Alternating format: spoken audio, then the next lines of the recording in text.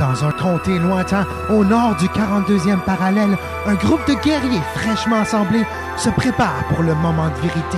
Afin de venger des siècles de malheur, des mesures draconiennes ont été effectuées pour ramener la fierté, menée tactiquement par leur nouveau maître Octave et leur sauveur Alphonse. Les Canadiens partent à la conquête de la Coupe d'Or!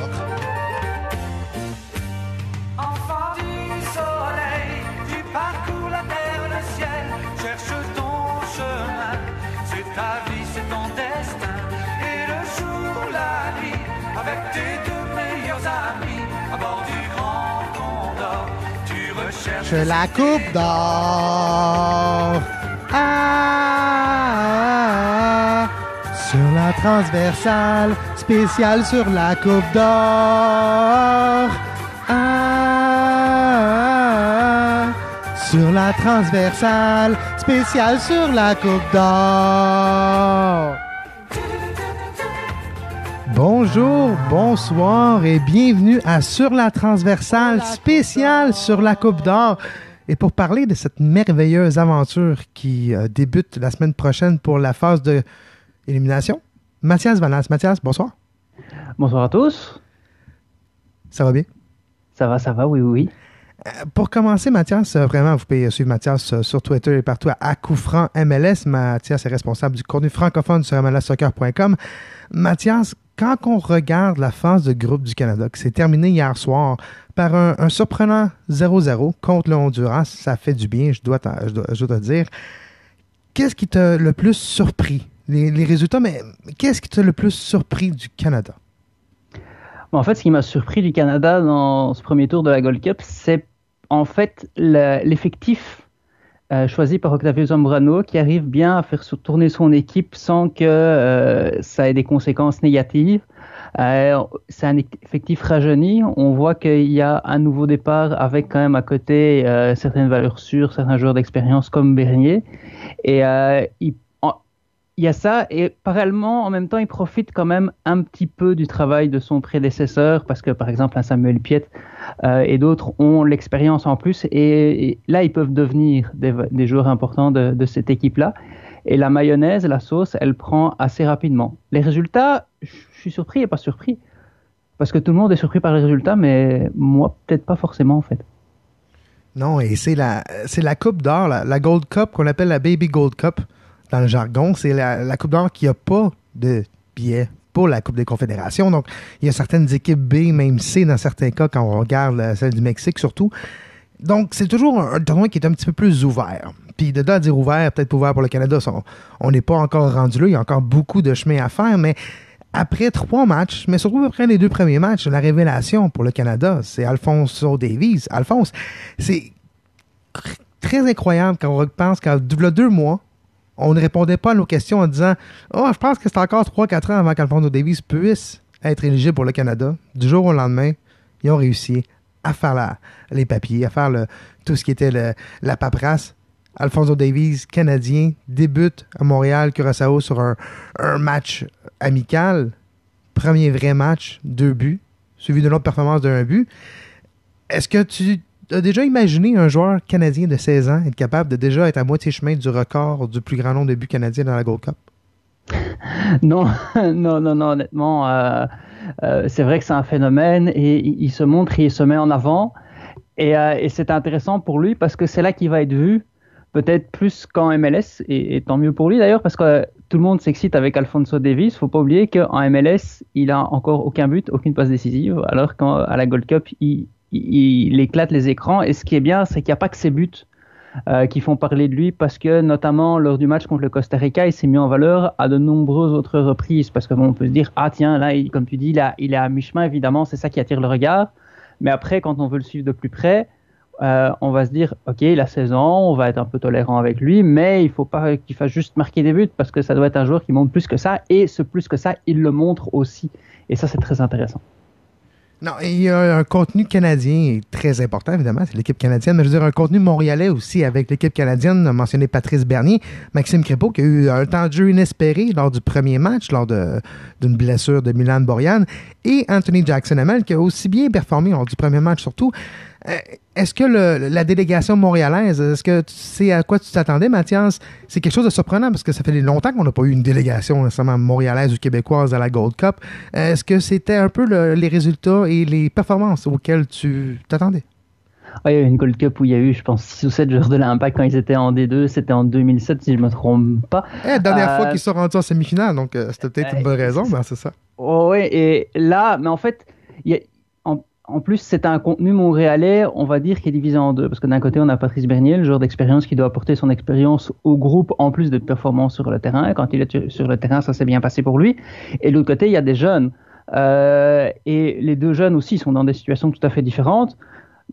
Maxime Crépeau qui est clairement derrière Milan Borjan, et on a encore vu lors des 2 derniers matchs pourquoi, parce que c'est pas Crépeau qui est mauvais, c'est surtout Borjan qui est très bon avec l'équipe nationale, et déjà lors des éliminatoires de la Coupe du Monde il était excellent, donc il est indélogeable, et les minutes que Crépeau a eues, j'étais super content pour lui parce que c'est des minutes importantes, c'est d'expérience lors d'un grand tournoi avec l'équipe nationale A, ça va lui servir.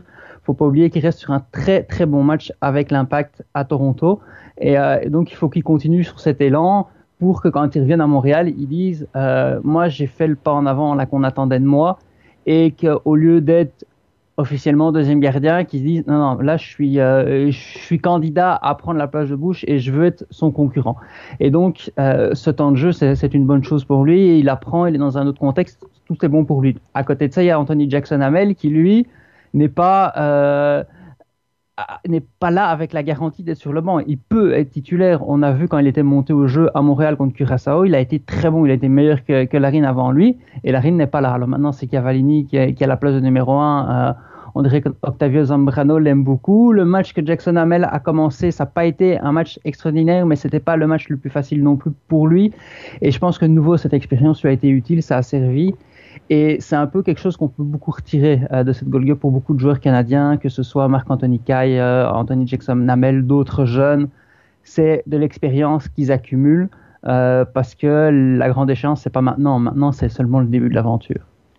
Ce que j'aime surtout avec cette édition de l'équipe canadienne de la Gold Cup, c'est que on peut voir des joueurs qu'on ne s'attendait pas. Tu as mentionné Marc-Anthony Kaye qui joue pour le City à la USL, un ancien joueur du TFC Academy, TFC2 aussi en USL, qui a décidé de prendre son sac, d'aller essayer son petit bout de chemin ailleurs, et a été trouver le succès à Louisville.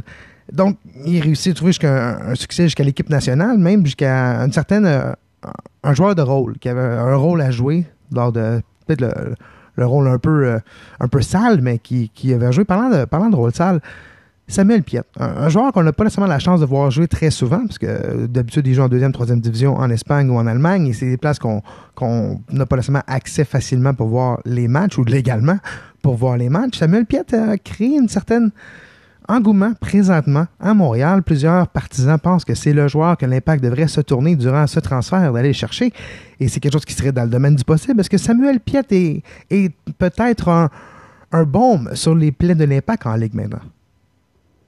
Un baume sur les plaies de l'Impact, non, parce que c'est pas forcément ce type de joueur-là que l'Impact a besoin.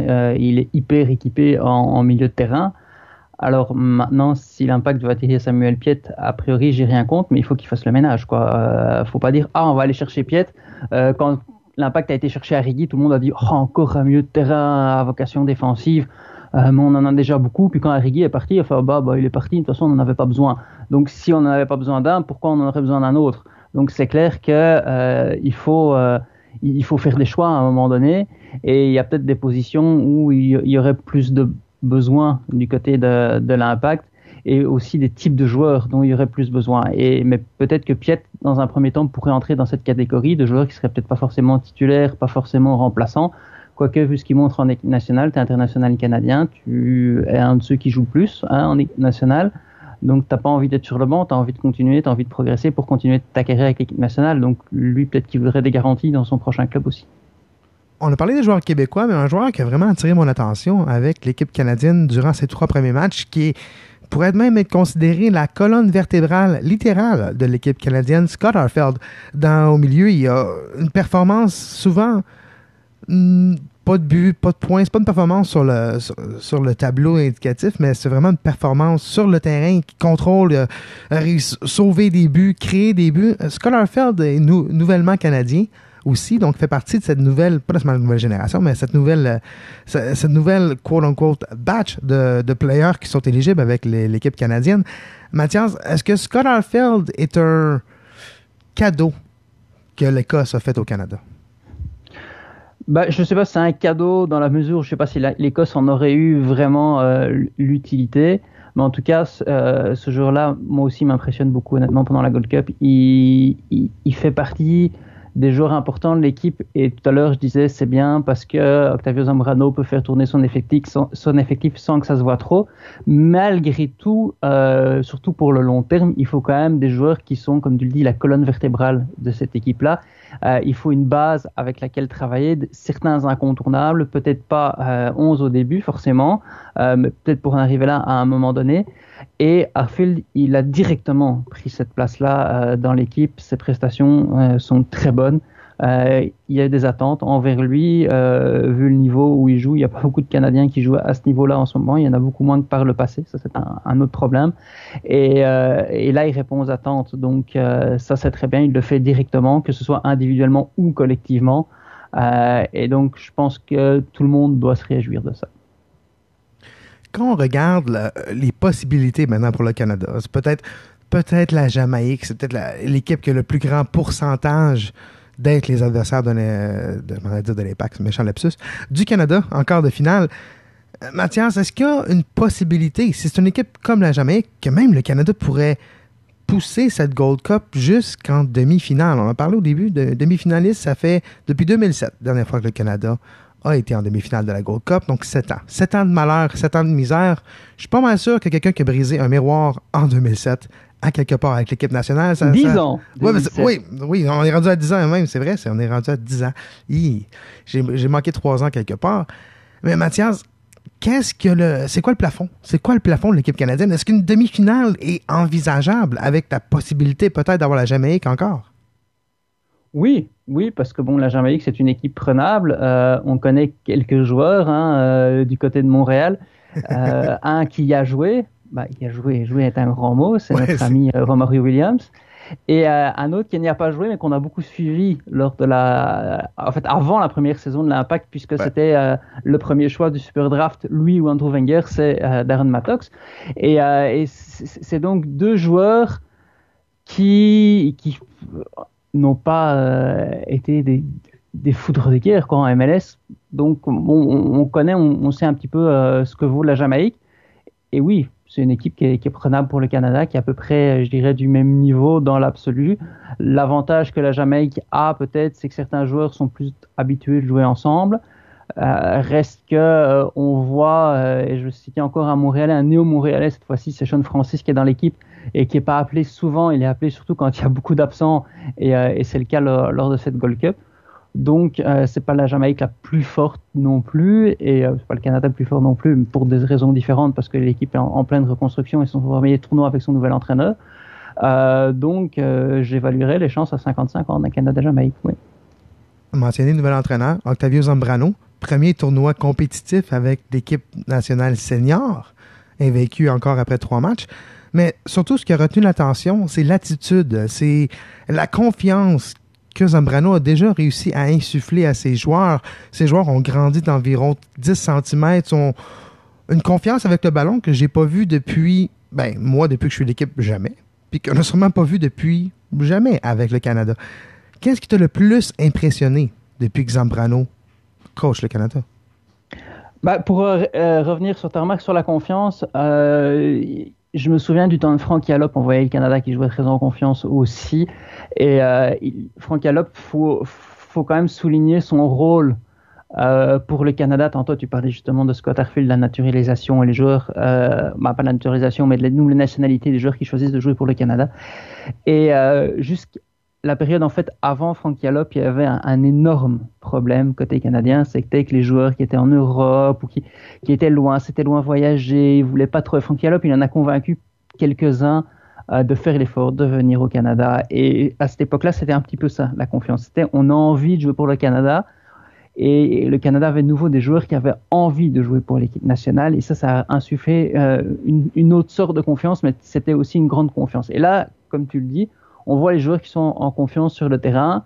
Je pense qu'on est en train de tourner une page aussi du côté canadien. C'est une nouvelle génération. C'est eux qui doivent marquer leur territoire. Puis on a entendu Samuel Piette récemment dire j'étais très honoré de jouer avec des gars comme Atiba Hutchinson et d'autres vedettes de l'équipe. Et maintenant, c'est nous, c'est notre génération qui doit prendre cette équipe-là en main. Et on voit qu'ils veulent le faire tout de suite, ces joueurs-là. Ils veulent directement imposer leurs pattes, imposer leurs griffes. Faut dire qu'ils débarquent pas de zéro non plus. Piet, c'est le meilleur exemple.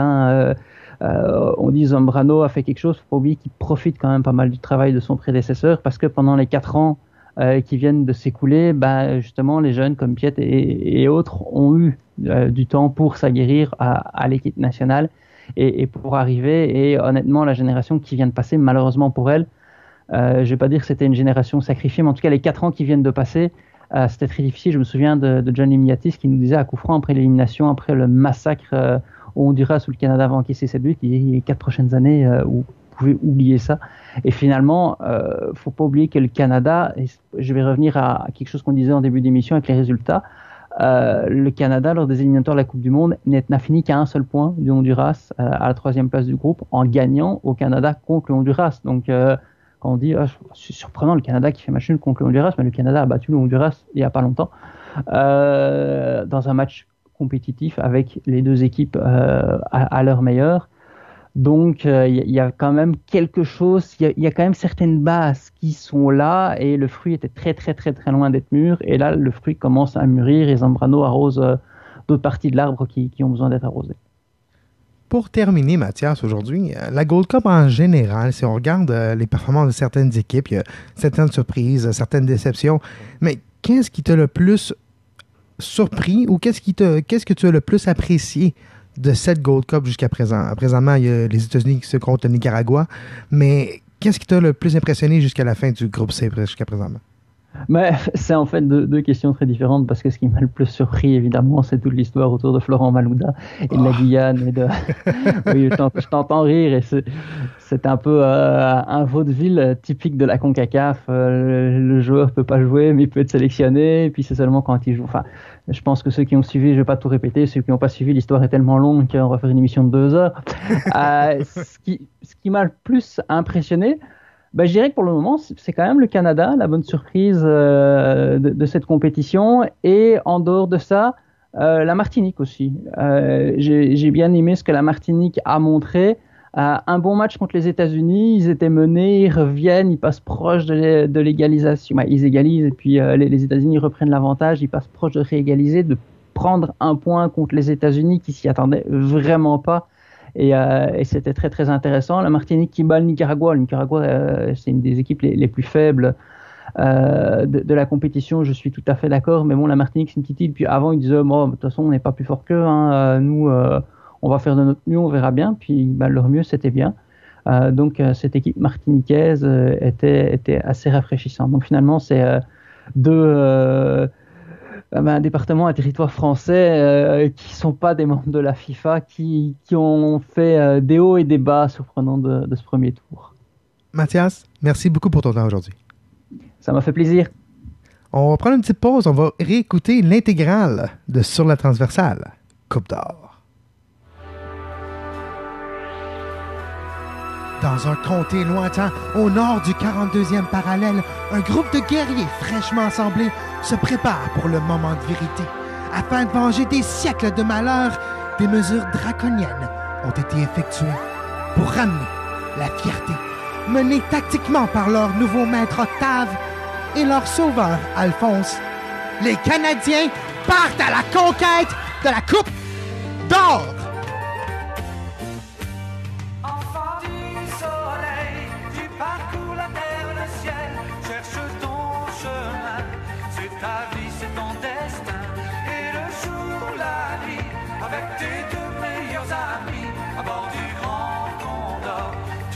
Cherche la Coupe d'or. Sur la transversale, spéciale sur la Coupe d'or. Sur la transversale, spéciale sur la Coupe d'or.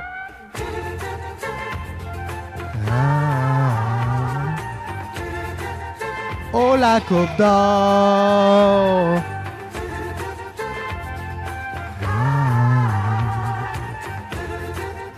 Oh, la Coupe d'or. Enfant du soleil, ton destin est sans pareil.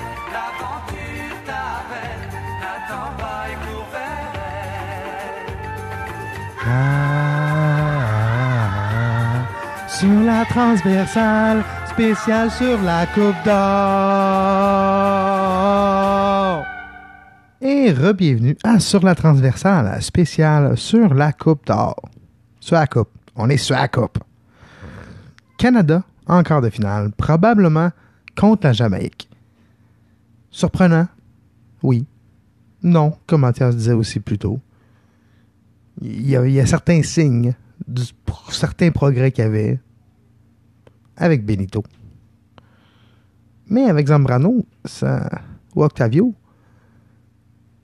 c'est très flagrant. Oui, il y a l'implication de Davies qui change la donne. Retour de Patrice Bernier aussi Patrice Bernier et Scott Arfield, ces deux joueurs au milieu, la colonne vertébrale de cette équipe, littéralement, oui, mais moralement aussi. Pas oublier, Patrice Bernier est le co-chambreur de Alphonso Davies et la confiance, mais l'assurance qu'Alphonso Davies démontre à 16 ans. Il y a un petit pourcentage là-dedans qui est de Patrice Bernier qui l'aide à peut-être gérer certains moments différents. Mais Alphonso, il a 16 ans, puis c'est un cool kid. Il est laid back, comme on dirait. Il est relax. Tu y parles, il est gêné. Ses yeux s'allument quand tu lui parles de PlayStation puis de FIFA. Mais à part ça, il est super tranquille. C'est un bon petit gars. Puis c'est le fun de le voir éclore comme ça sur la scène canadienne, internationale même. Mais c'est quoi le plafond? Question que j'ai pas eu le temps de demander à Mathias. C'est quoi le plafond pour l'équipe canadienne dans cette Gold Cup? Je commence à y croire. Personne ne s'attendait à ce que le Canada gagne en 2000. Personne. Personne ne s'attendait à ce que l'équipe canadienne gagne. Il y a 17 ans. Est-ce que le Canada a une chance de gagner? Oui. Il y en a au moins une. Le Canada est encore. Le Canada n'est pas encore éliminé. Le Canada est encore le final.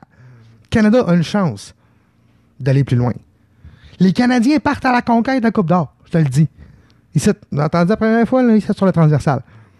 Peut-être pas cette année. On va gagner la Coupe encore une fois. Je répète, le Canada est une des 3 nations seulement qui ont déjà gagné la Coupe dorée. Les États-Unis, évidemment, au Mexique. C'est un ou l'autre. C'est soit les États-Unis, soit le Mexique, année en back. De 2 ans. Puis là, c'est la petite coupe. On est à la petite coupe parce que c'est l'année qu'on n'a pas de ticket pour aller à la Coupe des Confédérations. Donc, on n'a pas l'équipe A de chaque joueur, de chaque équipe. Mais certains joueurs qui reviennent. Si on pense à les États-Unis, qui vont sûrement avoir les services de Michael Bradley et de Josie Altidore, tout dépendant pour la phase d'élimination, phase éliminatoire, qui va débuter au fin de la semaine prochaine, en jeudi, je crois. Mais le Canada va peut-être pouvoir avoir les services de Kyle Larin aussi. Kyle Larin qui a été suspendu pour conduite en état d'ébriété et qui a recommencé à jouer pour son équipe Orlando il y a 2 semaines et est éligible maintenant aussi. C'était comme un petit peu c'est une suspension ou sa pénitence qui a purgé de manquer la phase de groupe dans la Gold Cup. Et ça a bien tourné pour le Canada. Ça a donné de l'espace à d'autres joueurs, dont Alphonso Davies. Et d'autres et compagnie étaient St. Ricketts et d'autres joueurs qui ont joué à cet endroit. Cavallini, qui a bien joué aussi, qui était très... pas surprenant, parce qu'on l'a vu, il a eu ses phases aux dernières années avec l'équipe canadienne. Il a fait des apparitions, mais il a disparu aussi. Il a fait certaines disparitions en étant joueur pour le Canada, autant que quand il ne jouait pas, parce qu'il n'était pas nécessairement disponible pour l'équipe nationale. Maintenant, nouvelle administration, nouvelle attitude, et c'est là que je vais en venir. Si vous n'avez pas vu les 3 matchs du Canada, si c'est la première fois, pas vous entendez parler, mais si vous découvrez la Gold Cup, si vous découvrez la Coupe d'or en écoutant cette émission, prenez le temps soit d'écouter un des 3 matchs qui a déjà eu lieu du Canada ou d'écouter le prochain match du Canada. Parce que je vous le dis tout de suite, vous allez être surpris. Si vous avez encore les troubles post-traumatiques du fan canadien normal, qui est de évidemment toujours penser qu'on défend, puis on se fait scorer, puis on perd, ce qui est habituellement ce qui se passe. Jusqu'à tout récemment, cette semaine, c'est habituellement ce qui se passait. En tout cas, dans mon cas, ça fait environ 7 ans que je suis l'équipe nationale de très près. Et c'est durant ces 7 ans, c'est les 7 ans de grande noirceur. C'est la grande noirceur. Et cette grande noirceur-là a été abolie, terminée, est partie avec la Gold Cup 2017. L'espoir est revenu. La fameuse lumière au bout du tunnel, elle s'appelle Alphonso Davies, elle s'appelle Carl Lauren, elle s'appelle peut-être un jour Balou Tabla. Balou? Jean-Yves Balou Tabla. Grosse décision qui s'en vient pour toi éventuellement. Canada ou Côte d'Ivoire. Mais tu pourrais faire partie de cette génération-là avec Alphonse, avec Kyle. Come on, les 3, top, 4-3-3. Peut-être pas préparé tout. Come on, t'es pas game, Balou. T'es pas game. Hashtag t'es pas game, Balou, avec petit drapeau canadien. Mais si on regarde les possibilités, encore une fois, pour l'équipe canadienne en phase éliminatoire de la Gold Cup 2017, je dis pas comment gagner, mais je dis qu'ils gagnent encore. Quart de finale, Canada gagne. Que ce soit Jamaïque, Honduras, ça se pourra pas, là. FH, by the way, en passant, hashtag FH. Vous savez de quoi je parle? Je me souviens, hein? Je me souviens. Un moment donné, on va en scorer 8 contre vous autres. Puis on va essayer de faire 8-0. Parce que on est de même. Mais je dis que le Canada sera en demi-finale. Première fois depuis 2007. Puis rendu là, tout est possible. Parce que c'est ça la beauté de la CONCACAF. Il n'y en a pas gros. Mais une des beautés, des beautés de la CONCACAF, parce qu'il n'y a pas grand bonté non plus en CONCACAF, mais une des beautés de la CONCACAF, c'est qu'il n'y a pas tant d'équipes que ça. Tu sors des groupes, t'es encore. Puis là, si tu as fait un beau groupe comme le Canadien, je parle bien français ce soir, ça va bien. Si tu as fait un beau groupe comme le Canada, invaincu, 2-0, une victoire, tu as gagné ton groupe, ou proche en tout cas. Je pense qu'ils ont gagné le groupe, pas mal sûr. On peut voir ça tout de suite. Allons voir. Le Canada, est-ce qu'il a gagné son groupe? Je suis sûr à peu près 90%, mais allons voir. Le Canada n'a pas gagné le groupe, a fini deuxième, parce que Costa Rica a gagné. Mais le Canada a fini deuxième avec 5 points. Probablement la Jamaïque. Puis, la Jamaïque sont prenables. Si c'est pas Andre Blake qui connaît un match de sa vie, comme ce qu'il a fait dans la phase de groupe en passant, ben le Canada a des chances. C'est sûr que Romario Williams et Darren Mattox, c'est pas nécessairement les 2 plus grosses superstars dans la CONCACAF. Romario Williams qui joue présentement pour le Charlton, le Battery de Charleston. Dans la USL, Darren Mattox qui est avec Portland maintenant, anciennement des Whitecaps de Vancouver. Mais c'est quand même 2 joueurs dangereux, mais c'est quand même 2 joueurs que Patrice Bernier et compagnie, la portion MLS, bon, c'est pas Patrice Bernier, mais on est habitué de jouer contre. Puis Patrice Bernier, je pense que ça va bien aller. Je pense que pas juste Patrice Bernier, mais Piet, très impressionnant encore une fois. Il y a une volonté des partisans de l'Impact de Montréal de vouloir voir Samuel Piet avec l'Impact. Peut-être quelque chose d'intéressant. Il y a une certaine... son nom, c'est le Pitbull, le Bulldog, le Pitbull. Tu le regardes jouer et c'est ce qui revient, c'est ce qui sort, c'est ce qui retient mon attention quand je le vois jouer. C'est pas une hargne genre violent, mais une hargne genre je vais aller sur le ballon ou je vais aller faire mon tacle. La 2e, 3e, 4e, 5e effort. Et malheureusement, avec le talent disponible pour l'équipe canadienne, pour avoir les résultats, c'est l'attitude qu'il faut avoir. C'est cette 2e, 3e effort. Donc, quand je dis la hargne, c'est pas... c'est la hargne genre, va l'avoir, va me rendre, va l'avoir. Puis ça fait vraiment une différence. Donc, Samuel Piet, il y a une demande qui commence à être de plus en plus forte sur les médias sociaux aussi. de le voir avec l'Impact de Montréal. C'est la saison de transfert. Je pense qu'il est disponible aussi en prêt gratuit. Donc, peut-être une solution. Pour l'instant, à les problèmes. C'est pas seulement là que l'Impact a des problèmes non plus, comme Mathias disait plus tôt, mais ça peut être une solution. Et Scott Arfield est vraiment le joueur qui a retenu mon attention le plus. Oui, la révélation, Balou, 3 buts, son moment de gloire, le moment qui devient une star au Canada et mainstream, c'est ça. Mais le joueur le plus utile pour l'équipe canadienne, c'est Scott Arfield.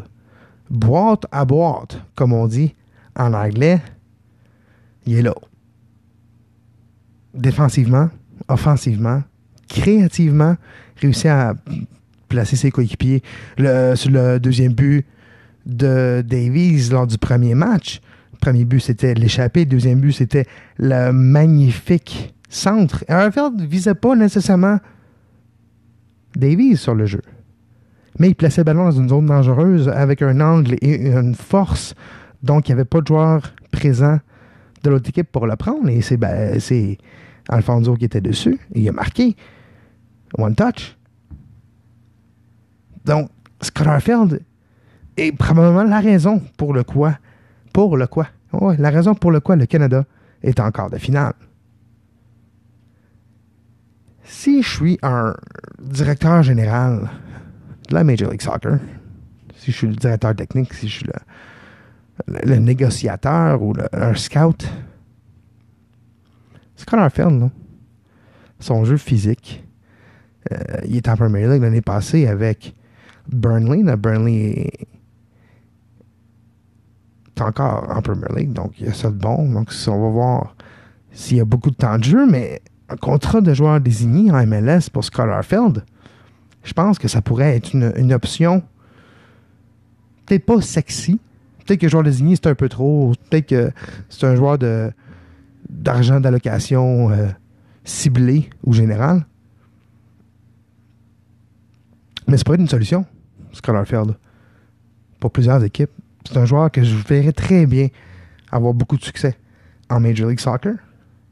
Vous pouvez me suivre sur les réseaux sociaux, sur Twitter, sur Facebook, Kevin Laramé, à commercial Kev Laramé. Vous pouvez me suivre aussi sur Instagram, à commercial Kev Laramé.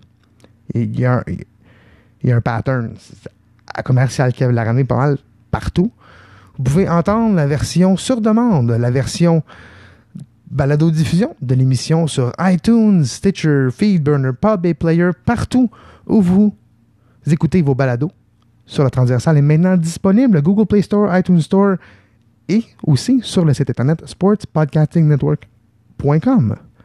Et comme à chaque fois, jusqu'à la prochaine fois, je suis Kevin Laramé et bon soccer!